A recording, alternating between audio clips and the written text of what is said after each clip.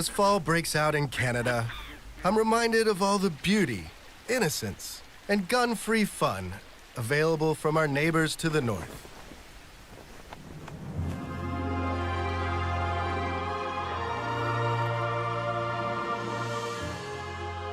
There's the majesty of Toronto, vast hockey rinks, spectacular batches of poutine, and gallons of maple syrup that you can chug openly and guilt-free, for this maple syrup is pure and nourishing.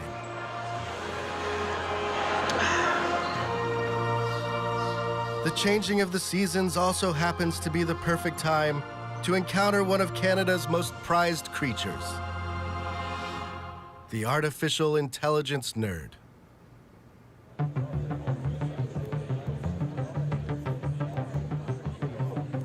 Not too long ago, these beings were rare and hidden away in university dungeons. But today, they flourish. They primp with instinctual grace. They wave their hands impressively to assert their intellectual dominance. They carb load like overpaid professional athletes. And this makes some sense, because they're among the best paid professionals in the world.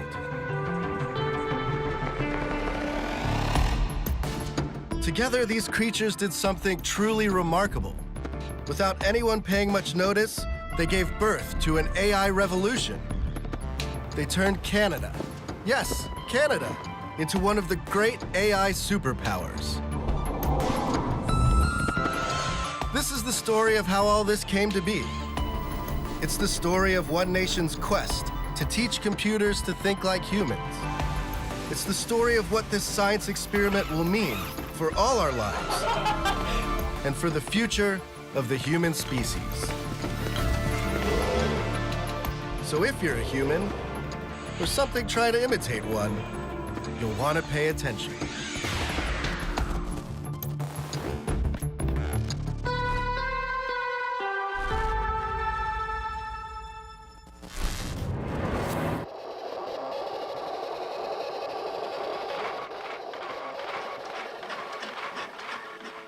Ever since people first came up with the idea of computers, they've dreamed of imbuing them with artificial intelligence.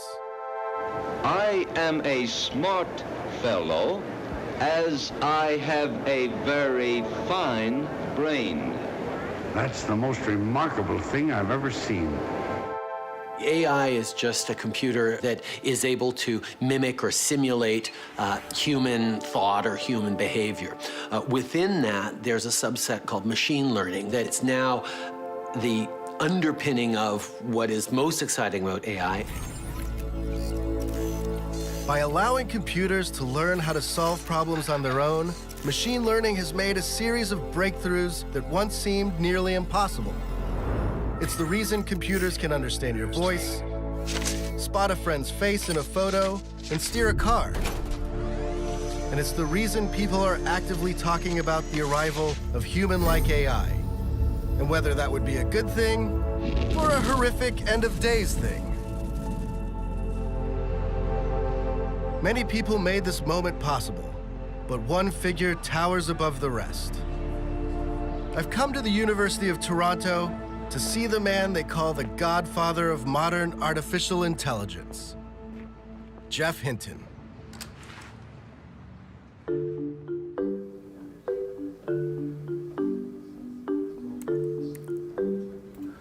Because of a back condition, Geoff Hinton hasn't been able to sit down for more than 12 years. I hate standing. I'd much rather sit down, but if I sit down, I have a disc that comes out. So, Okay. Well, at least now standing desks are fashionable. And yeah, but I was the head. I was standing when they weren't fashionable. Since he can't sit in a car or on a bus, Hinton walks everywhere.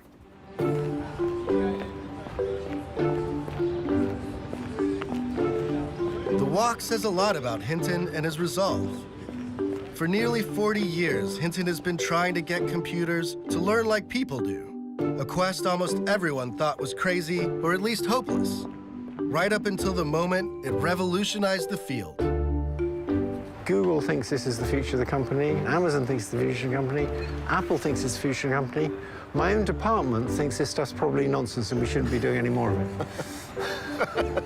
it. So I talked everybody into it except my own department.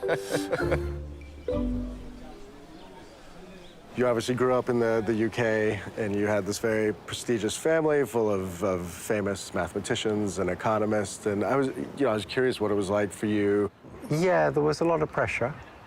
I think by the time I was about 7, I realized I was going to have to get a PhD. Did you rebel against that, or you went along with it? I dropped out every so often. Yeah. I became a carpenter for a while. Geoff Hinton, pretty early on, became obsessed with this idea of figuring out how the mind works. He started off getting into physiology, the anatomy of how the brain worked. Then he got into psychology.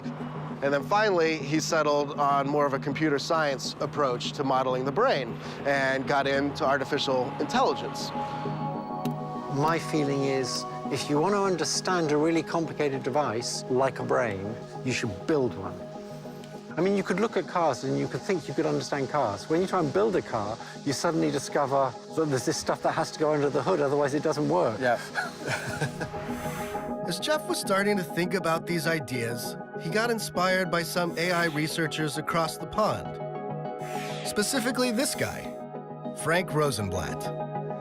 Rosenblatt, in the late 1950s, developed what he called a perceptron, and it was a neural network, a computing system that would mimic the brain. The basic idea is a collection of small units called neurons. These are little computing units, but they're actually modeled on the way that the human brain does its computation. They take incoming data like we do from our senses, and they actually learn, so the neural net can learn to make decisions over time. Rosenblatt's hope was that you could feed a neural network a bunch of data, like pictures of men and women, and it would eventually learn how to tell them apart, just like humans do. There was just one problem. It didn't work very well. Rosenblatt, his neural network was a single layer of neurons, and it was limited in what it could do, extremely limited. And a colleague of his wrote a book in the late 60s that showed these limitations.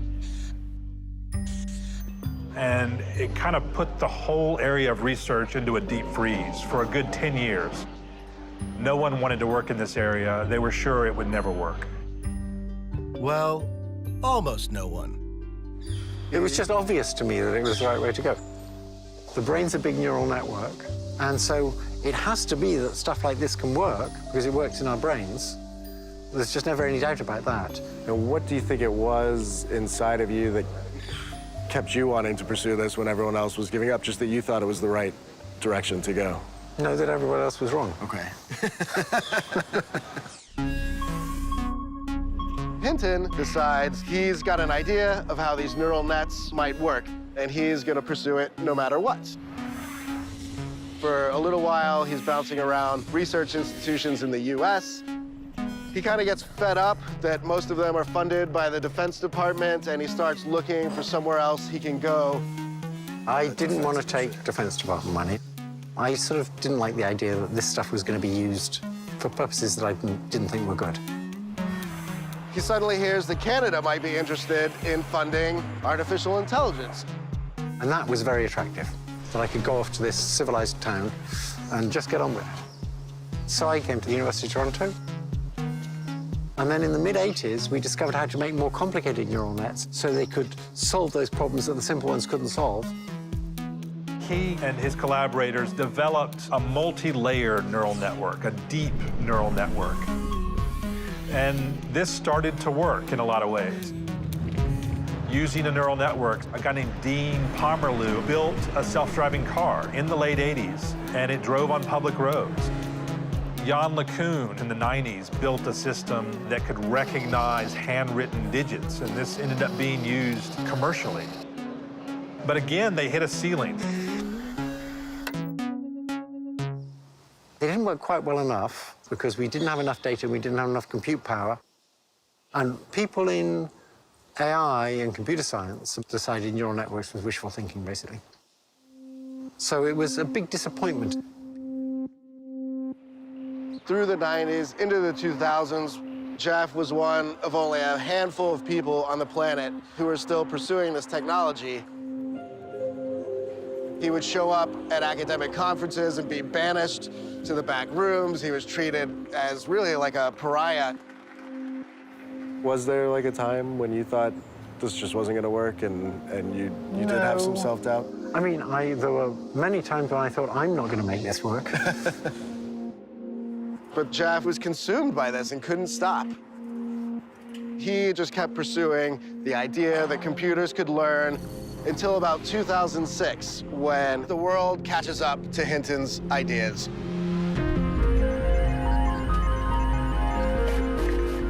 Computers were now a lot faster. And now it's behaving like I thought it would behave in the mid-'80s. It's solving everything. The arrival of super-fast chips and the massive amounts of data produced on the internet gave Hinton's algorithms a magical boost. Suddenly, computers could identify what was in an image. Then, they could recognize speech and translate from one language to another. By 2012, words like neural nets and machine learning were popping up on the front page of the New York Times.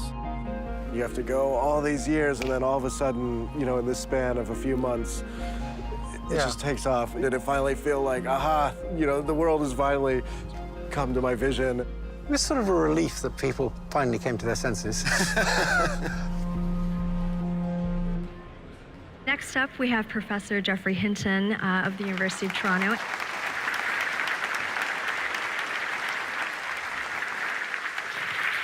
Thank you.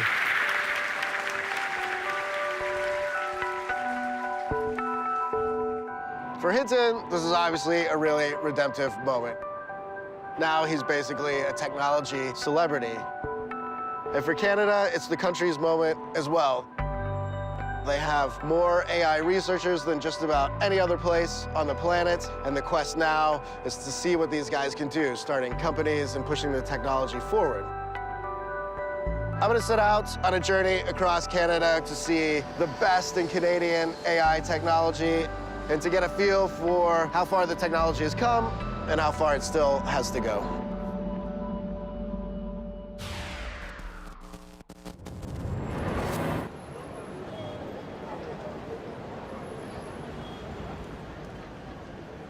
Here is a city that gets right at the central tension of modern life and the unfolding AI revolution.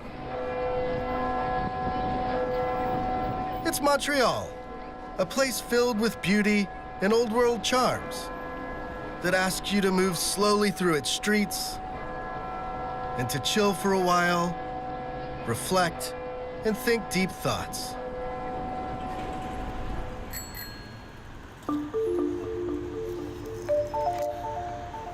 At the same time, it's one of the world's top AI research centers.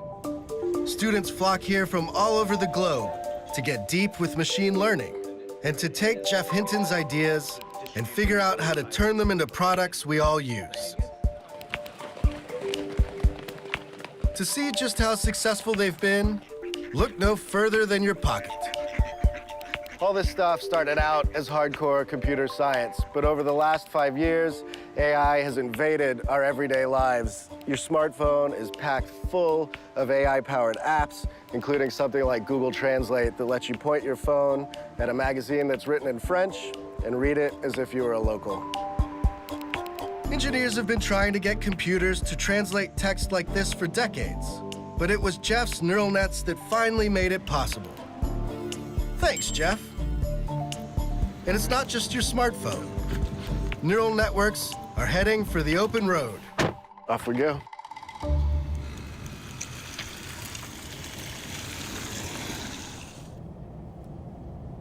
Meet my friend Stéphane, the head of Montreal's Tesla fan club. I'm driving a Tesla for a little bit more than 4 years and a half.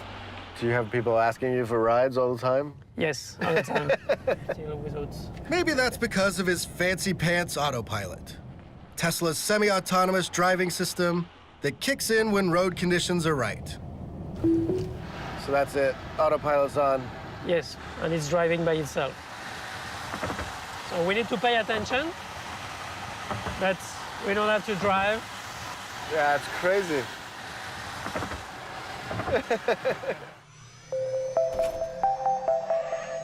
Self-driving cars are packed full of cameras, sensors, and radar. When teamed with computer vision neural nets, it's this technology that lets the cars build a picture of the world. The technology has a long way to go, but this Tesla can monitor all the cars around it, switch lanes, and park, all by itself. Thanks, Jeff. So you were living in the future. Yeah, you know, when you try it once, it's very difficult to do without it because I just can be relaxed. And we can drive like this. Oops. There's a stop sign. So that's why we still need to pay attention.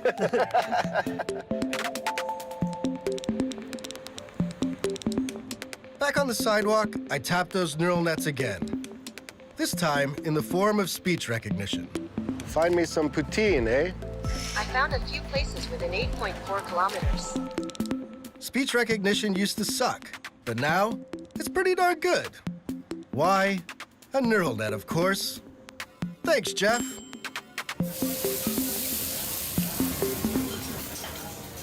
The Google Brain sent me here for an artery-hardening affair with poutine.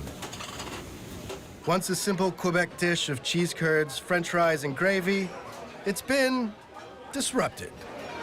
The Dan. Pepperoni, bacon, and onions. Here we go. It's gooey, glorious, and blessedly algorithm-free. We'll know the humans are toast when they can make stuff like this.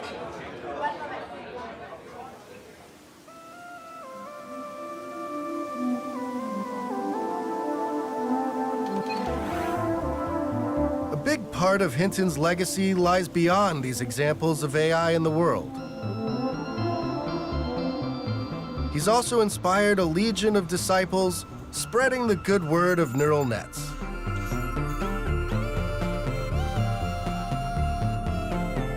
Yoshua Bengio is a professor at the University of Montreal. He's one of the researchers who glommed onto Hinton's ideas when it seemed to make little sense to do so. Over the years, he's formed a mind meld with Hinton, and together, they've come up with many of the key concepts behind modern AI. You guys worked on this stuff through the 80s, 90s, the 2000s, and then it just seemed like this totally went from computer science and research to we see it everywhere in our lives. Are even you surprised what's happened the last 5 years that it really is like sitting on all our phones? And the rate at which the progress and the industrial products have been coming out is totally something we didn't expect. Even now, it's hard to predict. Where are we going? Is it going to slow down? Or are we going to continue with this exponential increase? It's thanks to Yoshua that Montreal is full of top-notch AI graduate talent. This in turn has brought tech giants like Google and Facebook to town, along with their ample checkbooks. to me, it seems like if you're good at AI, you can make $200,000–300,000 a year. It's crazy to see how much these guys get paid now. $1 million is something quite common as a salary. Have you ever had a country offer you an incredible amount of money to come set up a lab there? Not a country, but yeah, companies, yeah. But Yoshua has rejected the lucrative offers of Big Neural Net. He remains committed to the ivory towers of academia, which is a better fit for his philosophical approach to AI.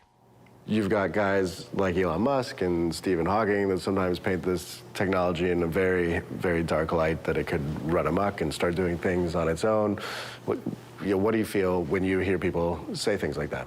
I'm not concerned about technology running amok. The Terminator scenario, I think, is not very credible. And I also believe that if we're able to build machines that are as smart as us, they're also smart enough to understand our values and to understand our moral system and so act in a way that's good for us. Now, I think there are real concerns, which is essentially misuse of AI to influence people's minds. It's already happening with political advertising. Yeah, I mean, we've already seen like the stuff from Facebook. So I think we should be careful about this and try to regulate the use of AI in places where it's morally wrong, ethically wrong. I think we should just ban it and make it, illegal. It's comforting that Joshua has these concerns. But hop down the road from the university, and reality, or what's left of it, becomes messier. This tiny room is the home to a startup called Lyrebird. It was founded by Joshua's former students and has built an app that can clone your voice. Are you speaking about this new algorithm to copy voices? This is huge. It can make us say anything now, really anything. One of its founders is this guy, Mexican expat Jose. He taught me the art of the clone. So you will need to record yourself for a few minutes of audio. Thousands of letters danced across the amateur author's screen. When you start to eat like this, something is the matter. You guys better quit politics and take in washing. I don't know where that one came from. Okay, so create my digital voice now. Creating your digital voice takes at least 1 minute. 1 minute? My God. Yeah, so before, to create some artificial voice of someone, you would need to record yourself for at least 8 hours. Test your voice. All right, so now I get to type something. Yeah, so the moment of the truth. Okay. Once Lyrebird's AI has worked its magic, after I'm done typing... Oh, I gotta spell better. Any words I put into the app can be played back in my digital voice. And here's the crazy thing. Even words I never actually said in the first place. Artificial intelligence technology seems to be advancing very quickly. Should we be afraid? I mean, I can definitely hear my voice in there. That's really interesting. I just picked those words at random, and I definitely did not say some of them, and it's like flawless in being able to sort of pick from just about any word and manufacture it. Hello World is the best show I have ever seen. This technology seems sweet, but lends itself to all manner of trickery. I've popped back to my hotel to test out the Lyrebird technology a little bit, and you can see some really obvious ways that this could be abused. This is fake Donald Trump talking. The United States is considering, in addition to other options, stopping all trade with any country doing business with North Korea. And then you could picture somebody taking over your voice and creating some mayhem in your personal life. Now, to really put my computer voice to the test, I am going to call my dear, sweet mother and see if she recognizes me.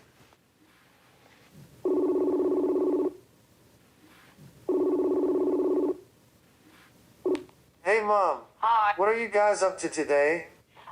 Well, it's Saturday. We didn't have any electricity early this morning, and we're just hanging around the house. I'm just finishing up work and waiting for the boys to get home. Okay. I think I'm coming down with a virus. Oh, well, you feel bad, hey?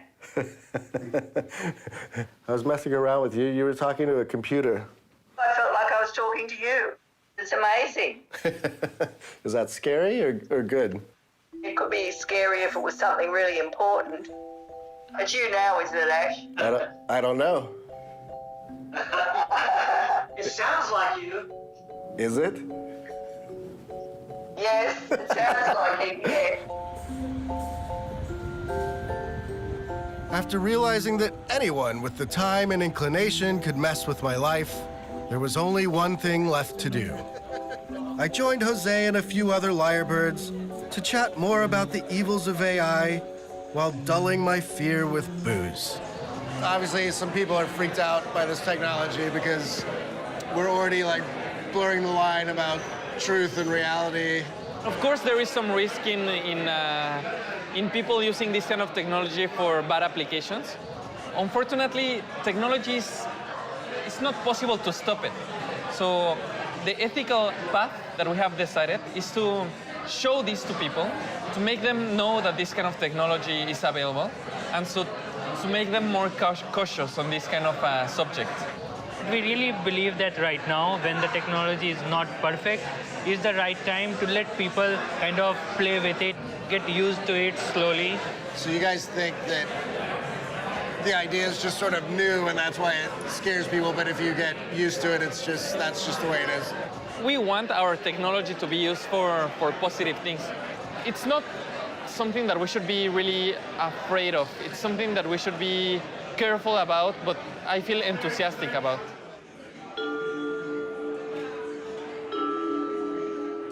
It's nice to be enthusiastic. It's also nice to meditate on the consequences of your inventions, instead of turning our souls over to chance and blind luck. But it is kind of cool to be a cynical bastard in my new artisanal computer voice. Welcome, Russian friends, to our huge, wonderful, and very pure elections.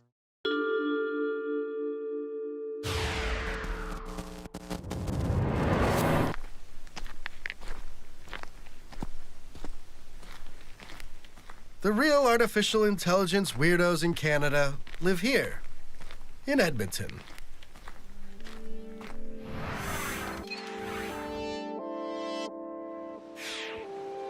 This is a large but very, very cold and very, very flat city that is more or less in the middle of nowhere.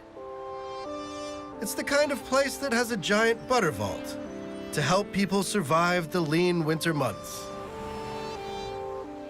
Canadians like to put the best possible spin on how these conditions bring out interesting traits in people. Ask anyone, like this guy from the Edmonton Tourist Center. Well, Edmonton's one of those cities that isn't, automatically listed in the top cities in Canada in terms of size or scale or notice even, but it's always had a really neat quality to it of that Western independent spirit that you see very much in Alberta in general, combined with a conscience and a thoughtfulness. Over at the University of Alberta, some of the most far-out AI research in the world is taking place. The man I'm here to see is the university's very own AI godfather, Rich Sutton. Rich is considered one of the great revolutionary thinkers in AI. You are not Canadian? I am Canadian. You are, but not by birth? No, I was born in the U.S., but now I'm just Canadian. Okay. And what brought you to Canada? The politics. I wanted to get away from difficult times in the United States. The United States was invading other countries in 2003 when I came here, and I didn't care for all that. Sutton entered the field of AI in the mid-'80s. And like Jeff Hinton and Yoshua Bengio, he was a big believer in neural networks. But Sutton has a different idea about how to further the technology. Unlike Hinton's method of feeding neural networks reams and reams of data and telling them what to do, Sutton wants them to learn more naturally, from experience, an approach called reinforcement learning. Well, reinforcement learning, it's like what animals do and what people do. You try several things. The things that work best, you keep doing those. And things that don't work out so well, you stop doing them. And how do you teach a computer all you need is a sense. The computer has to have a sense of what's good and what's bad. And so you give it a special signal called the reward. If the reward is high, that means it's good. If the reward is low, that means it's bad. To see reinforcement learning in action, I found Marlos, an industrious young Brazilian who's created an AI to play his video games for him. His algorithm plays the game thousands of times and gradually learns from experience how to do better. So the goal of this game is that you are this yellow blob, and what you have to do is that you have to get as many potions as you can while avoiding harpies. And this is like the AI going at this for the first time? It's the AI run it for the first time. So it just bumps into things. If it gets points, it's happy. If it dies, it's unhappy. Yes. And the AI starts to figure out that maybe what I want to do is to collect these potions and avoid the harpies. And now we can look at AI that has ran for 5,000 games. Okay. And this is what it looks like. You can tell that it's smarter about its strategy. Yes. And then what happens if you run it 500,000 times? Oh, we get to the superhuman performance level. Though notching a high score is the noblest of pursuits, reinforcement learning has turned out to have all kinds of other applications. It's behind the algorithm that recommends movies and TV shows on Netflix and Amazon. It beat the world champion Go player, a feat previously thought impossible for a computer. Soon, it could read your brainwaves and determine whether you have a mental disorder. But for Sutton, all that is just the beginning. We are trying to make real intelligence. We're trying to recreate human intelligence. Humans are our example. He sees reinforcement learning as the path to what futurists call the singularity, the moment when our AI creations light up and surge past human-level intelligence. Do you have a date for the singularity, or? So we give you, it's a quite broad probability distribution, and the median is at 2040. So that means equal chance of being before or after 2040. Okay. The rationale goes like this. By 2030, we'll have the hardware. So give guys like me another 10 years to figure out the algorithms, the software to go with the hardware to do it. It's going to be exciting where we're going. If 2040 seems like a long time to wait to meet a smart robot, do not fret. Over in the experimental wing of the university, there are co-eds hard at work, blurring the line between humans and machines. Are you human? Of course not. Then that shouldn't keep us from chatting. Case in point, homegrown Edmontonian genius Corey Matthewson. Tell me about this guy a little bit, or yeah, this sure. it? Sure. So this is Blueberry. On Blueberry, I've deployed the improv system. So there's an artificial improv system running on Blueberry right now. Yes, that's right. Corey does improv comedy with a robot. I've been doing improv longer than I've been doing computing science. I've been doing it for 12 years, and I thought, you know, there's no more natural convergence than taking some of these state-of-the-art systems and putting them up on stage. One day we'll make it to the moon if this planet is not to be our last. It is the sky and the moon of the universe, the sun, the sun. The sky, the moon, and the universe! The sun! The sun! The sky, the moon! I keep thinking it's like a ventriloquist sort of. This is like a new age. That's a really good way to put it, yeah. Strange twist on it. The piece that's different is that I don't know what it will say. Anything that comes from the system, it's generating live in the moment. Blueberry, I created you. I downloaded a voice into your brain so that you could perform in front of these people. But I do not know what I'm going to say. I don't know what you're going to say either. To give Blueberry the power of surreal Canadian improv, Corey made use of some tech that should be familiar by now: a neural network. Step 1. He feeds the network the dialogue from a bunch of movies. 102,000 movies to be exact. All the movies, every movie for 100 years. And that's just so it can learn language, see how somebody responds to somebody else. That's exactly right. Yeah, it builds kind of a language model. Step 2, he uses reinforcement learning to train the network, rewarding it when it makes sense and punishing it when it spits out gibberish. Time to put this wannabe kid in the hall to the test. There we go. Start improvising. Okay, campers, we're gonna get ready for a real baseball game. Grab your gloves and grab your baseball bats and let's get out there. Especially you, Franklin. Of course, I will not be much longer. Okay, well, why aren't you ready for the match? I do not have any more good news if I were your boyfriend. Okay, come on, Franklin.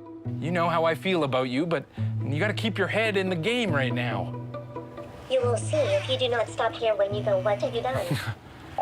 It's threatening you. I know. I will teach you what a character of your team is going to do with you. Oh, Jesus, put down the bat, Franklin. What are you doing? You have nothing to hide, that's all. I've got nothing to hide. Look, this is all I am. Okay, end it there. That's great, That's man. sort of how it works. Obviously, some of the responses are a little bit weird, but then it's really funny because then as you're going along, it did hit a couple things perfectly, and then it's like, yeah. I mean, it's extra hilarious because now, of course, yeah. now it's going. Blueberry may not be ready for its Second City audition just yet, but Corey has a higher purpose, making AI relatable. Oh, it's gonna move, it's gonna move. Holy crap. There is a fear in society of AI. So we are kind of humanizing this AI. We're taking it down a peg. We're saying, don't be afraid of this tech. Look at how cute it is. Look at how kind of naive it is. Yeah. Filters. You've done it again, Blueberry. Yes. Isn't there a flip side to that, though? Then you make it cute, and then people start to accept it, and then we wake up. I mean, I don't think that will happen in my time. The singularity may be near, or it may be not so near. But if the inhabitants of this oddly beautiful place keep pushing the technology, they just might create something alarmingly human-like one day. For Rich Sutton, it's not a question of whether we'll get there, but whether we'll be able to accept our mechanized brethren. Our society will be challenged. You know, it's just like every time, our black people, our women people, we will do the same thing with robots eventually. Are they allowed to own property? Are they allowed to earn an income? Or do they have to be owned by someone? But a robot's obviously not a person. Right? No.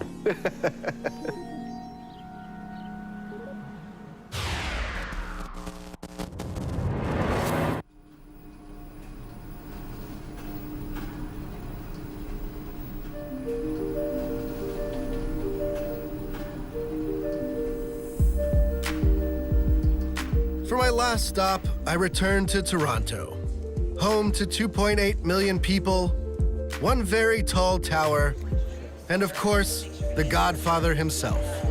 Inside the system, there's lots of little processors which are a little bit like brain cells. They work a little He may be an import, but Jeff Hinton has done something truly exceptional for Toronto. He's turned this city into an AI mecca, where AI conferences like this one seem to take place daily. And where young minds come to show off their ideas. Canada, if we're being honest, doesn't usually seem that intimidating. But thanks to Jeff, it's got nothing less than world domination in mind. We are enormously thankful to Canadians for inventing all this stuff, because we now use it throughout our entire business. Should never say this. We have it on record that that Google owes Canada. We absolutely owe Canada. That was a mistake. The tech industry is full of people who adore AI. And then also some famous types like Elon Musk and Stephen Hawking, who said, well, that AI might be the end of us. To consider such dystopia in the proper light, I've come to Toronto's geekiest bar. Hello, George. To encase myself in this steel container with George Dvorsky. He's a writer for Gizmodo and an AI philosopher. Well, since we're in the apocalyptic bar, what is the con case around AI? What's the nastiest scenario that everybody's worried about? Unfortunately, there's no shortage of nasty scenarios, and I think this is what makes artificial intelligence such a scary thing, is all the different ways that it can go wrong. It can be everything from an accident, where we just didn't think it through. We gave a very powerful computer instructions to do something. We thought we explained it articulately. We thought we gave it a concrete goal, and it completely took a different path than we thought it would, in such a way that it actually caused some great damage. I'm sure you've heard the old paperclip example, where you're a paperclip manufacturer and you say, hey, we need lots of paperclips. And because the artificial intelligence has so much reach and so much power, it actually starts to go about converting all of the matter and all the molecules on the planet into paperclips. Before you know it, we've now converted the entire cosmos into paperclips. It's a crazy scenario, but it's an illustrative scenario. We can't be dismissive of the perils. I think that's exceptionally dangerous. And I don't think it's too early to start raising the alarm bells about it. Being turned into Clippy sounds awful. But fear not. We'll have years to ease into that sort of suffering as AI steadily plucks off one job after another. The first to go, of course, will likely be the always screwed factory workers. Which brings us to Suzanne Gildert, a budding AI overlord and founder of robotics startup Kindred AI.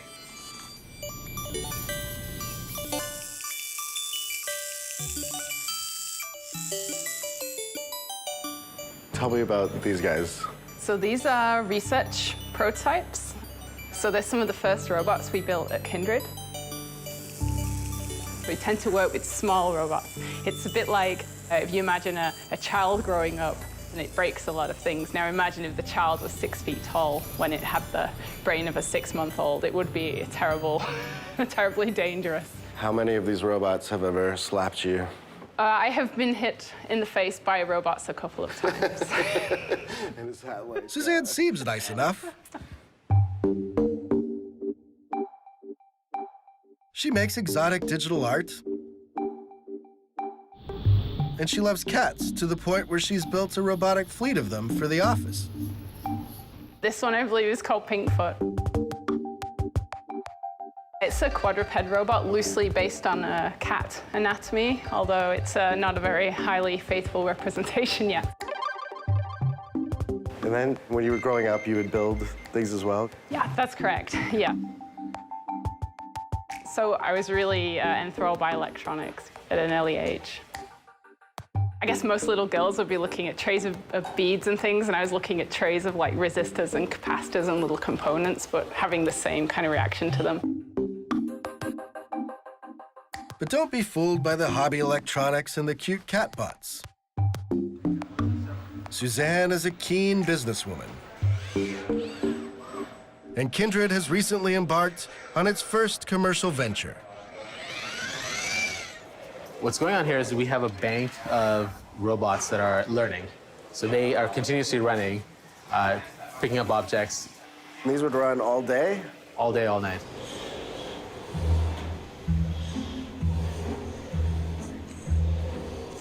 Powered by a neural network, these arms can do something that's very easy for a human, but very hard for a bot. Pick up objects of different shapes and put them down. Most factories still use people to do that sort of thing. Lots and lots of people.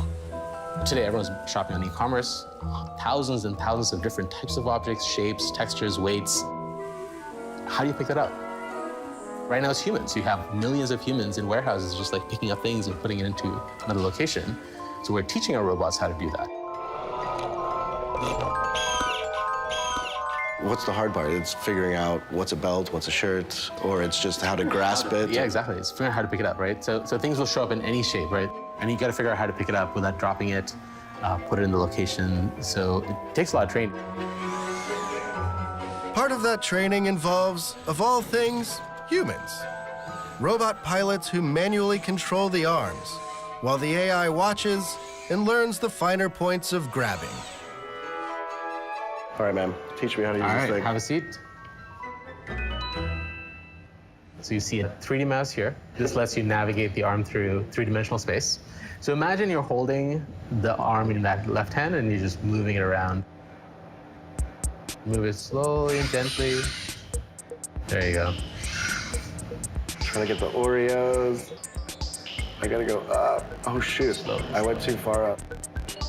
I want these Oreos. Oh! You killed the You lose. Come back to me, arm. There. Success. It's like being at an arcade. Basically. But you actually get to win something. Just down the hall, Kindred keeps a room full of pilots doing the same thing as me. Only these guys are actually competent. They're remotely overseeing some arms in a Gap factory 1,000 miles away in Tennessee. How long have you been a robot pilot? Just over a month, actually. I've only been here 5 weeks. What was the training process like? Almost like playing a video game. It's like a shirt gone? That's a backpack. That's a backpack, okay. Somebody's undies. Oh, there it goes. Yeah, one shirt at a time.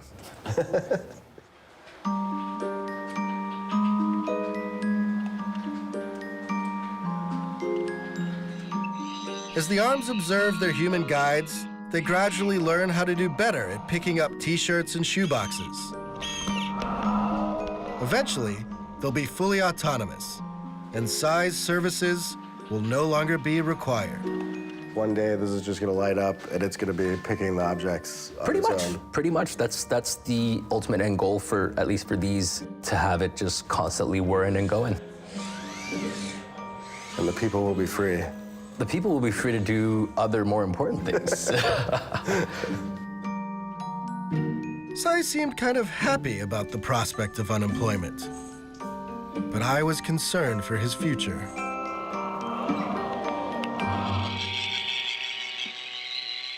Isn't there something grim about the human training there? And Yeah, it's not good to take people's jobs away, but this kind of technology coming into the workforce should make us start thinking about how we're going to pay people in the future, because AI is not just going to automate, manual labor jobs. It's going to automate things like doctors and lawyers and accountants very soon. So I think there's going to be issues. There's going to be a lot of disruption when these things come online. Suzanne is a realist, but she's also an optimist. In her vision of the future, robots won't be mindless competitors to humanity. They'll be full-fledged citizens like the rest of us. one of the crazy ideas I've seen you talk about was you've got a robot and it's working in a factory, and then it's got to go, maybe it gets paid a wage and it goes to buy lithium-ion batteries to keep it going. Why would that have to happen? I mean, through having a physical body, they will have a lot of physical needs, just like we have. You might have to go to the repair shop to get like a motor looked at or something like that, and they'll have to pay someone to do that. I think they'll just be contributing to our economy in the same way we do. And if they have brains like us, they'll want to explore new things they've never seen before. They'll want to learn things. They'll want to perhaps rest so that their mind has time to consolidate all this new information. I keep trying to picture it in my head, though. So this is the robot worker. Does he go home and sit on the couch and watch TV after work? And he's... I don't see why not. I'd probably watch cat videos like the rest of us. I mean, when you... It's hard to tell sometimes if Suzanne is laughing with us or at us. But she's not alone in her cautious optimism for the future. I think there's always a sense that, technology can be either used for good or used for bad. I'm reassured that Canada is part of it in terms of trying to set us on the right path. On the whole, being responsible and thoughtful about the power we're gaining by research and learning is the right trend line. And I don't think AI is automatically doomed to some dystopian outcome.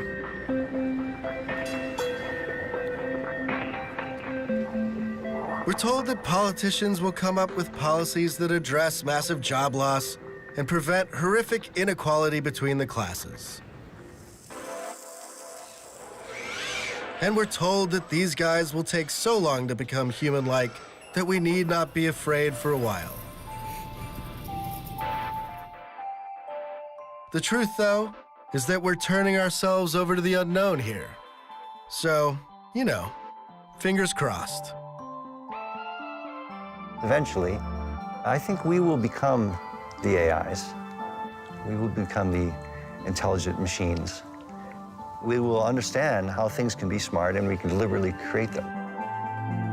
So you might think of it as making a new generation, new kinds of people. Humanity is continuing to evolve, and why wouldn't enhanced people or even designed people be the next step in humanity? It's really hard to predict the future. I think there's going to be all sorts of things happen we didn't expect. But there's one thing that we can predict. This technology is going to change everything.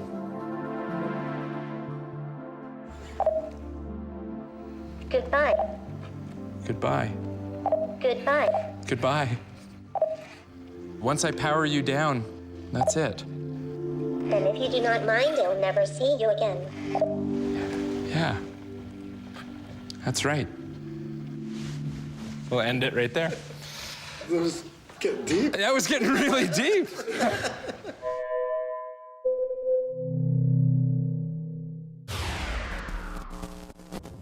Thanks for watching, and if you want to see more Hello World, click on the link to subscribe.